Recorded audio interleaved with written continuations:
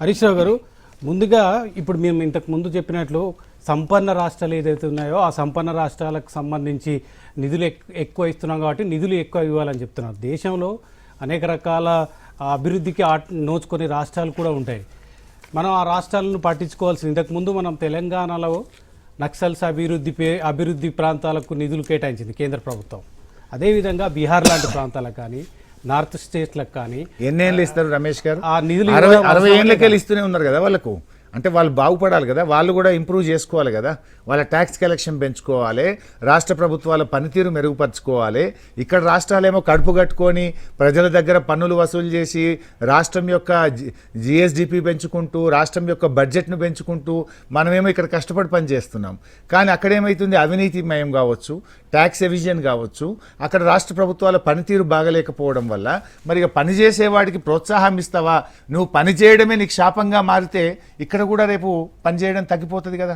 ఎప్పుడైనా ప్రోత్సాహం అనేది పనికి గుర్తింపు ఉండాలి. ఎట్ ద సేమ్ టైం పేదవాడిని కూడా ఒక అడుగు ముందుకు తీసుకుపోవాలి. రెండింటినీ కూడా సమతుల్యత పాటించాలి. కానీ మీరు కంటిన్యూస్గా నువ్వు పని చేస్తున్నావు కనుక నీకు కటింగే పెడతాము, ఇక వాడికే పెడతాం అంటే మరి వీడు కూడా రేపు ఏమవుతాడు, నేను పని చేయడం తగ్గించుకుంటా అంటాడు. మరి ఓకే, చివరిగా ఇప్పుడు కేంద్రం అప్పులతోటి గారడి చేస్తుంది, కేంద్రం అప్పులు ఎక్కువ చేస్తుంది, మమ్మల్ని బదనాం చేశామని చెప్తున్నారు. నిజానికి మీరు అధికారంలోకి వచ్చిన తర్వాత తెలంగాణ సంపూర్ణ రాష్ట్రం అని చెప్పారు. కానీ వీళ్ళు అప్పుల కుప్పగా తెలంగాణను తీర్చారు. అనేక సందర్భాల్లో కూడా చెప్పారు. అసలు ఎందుకు దివాలా తీయడానికి కారణం ఏంటి? మీరు ఇంత గొప్పగా అభివృద్ధి చేస్తే 7 లక్షల కోట్ల అప్పులు ఎందుకు అయ్యాయి?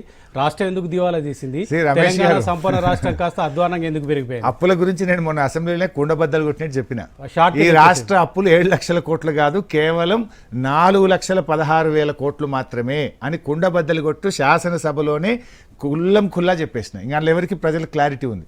కాంగ్రెస్ వాళ్ళు వాళ్ళ హామీలు అమలు చేతగాక ఏదో 7 లక్షలు అనేటువంటి ఒక గోబల్స్ ప్రచారం చేసి తమ హామీల నుంచి తప్పించుకునే ప్రయత్నం చేశారు. నెంబర్ 1.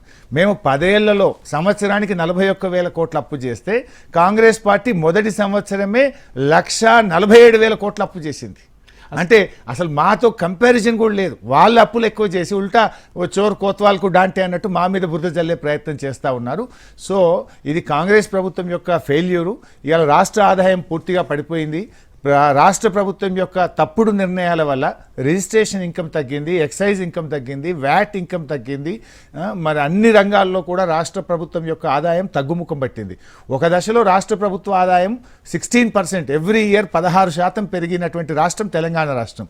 కానీ కాంగ్రెస్ యొక్క తప్పుడు నిర్ణయాల వల్ల ఈ ఏడాది కాలంలో రాష్ట్ర ఆదాయం 16% పెరుగుదల నుంచి మైనస్ గ్రోత్కు వెళ్ళిపోయింది. ఓకే, హరీష్ రావు గారు, ఏం చేయాలి కేంద్రము ఈ వివక్షకు వ్యతిరేకంగా? తెలంగాణ పట్ల, తెలంగాణ ప్రజల పట్ల ఈ వివక్షకు కేంద్ర ప్రభుత్వానికి వ్యతిరేకంగా ఏం చేయాల్సిన అవసరం ఉంది? కాంగ్రెస్ ప్రభుత్వానికి మీరు నిర్మాణాత్మకమైన సూచనలు ఏం చేయగలుగుతారు?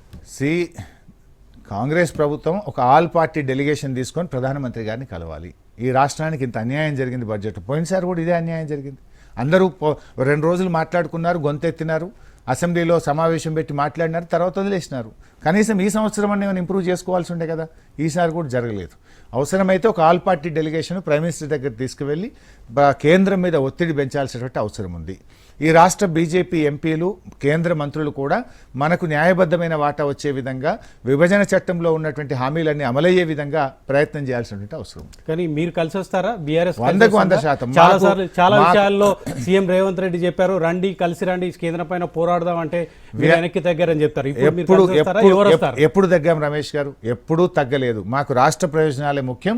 ఎప్పుడు Revanth Reddy garu all party delegation తీసుకువెళ్ళినా బీఆర్ఎస్ పార్టీ తప్పకుండా వెళ్తుంది, కేంద్రం మీద ఒత్తిడి వేస్తుంది. రేవంత్ రెడ్డి పోరాడడా మరి ఆయనకు ఎంత నిజాయితీ ఉందనేది ప్రజలు గమనిస్తారు. ఓకే, కేంద్ర ప్రభుత్వం పూర్తిగా నిర్లక్ష్యంగా తెలంగాణ అభివృద్ధి పైన ఏమాత్రం చిత్తశుద్ధి లేకుండా నిధులు కేటాయింపు జరపలేదు. దీనిపైన అన్ని పార్టీలు కలిసి ప్రధానమంత్రి దగ్గరకు వెళ్ళాలి. అన్ని పార్టీలు కలిసి వస్తే తాము కూడా కలిసి రావడానికి సిద్ధంగా ఉన్నాం. కేంద్ర ప్రభుత్వంతో పోరాటమే చర్యను ఖచ్చితంగా ముఖ్యమంత్రి రేవంత్ రెడ్డి అన్ని పార్టీల డెలిగేషన్ని ప్రధానమంత్రి దగ్గరికి తీసుకెళ్లాలని విజ్ఞప్తి చేస్తున్నారు హరీష్ రావు.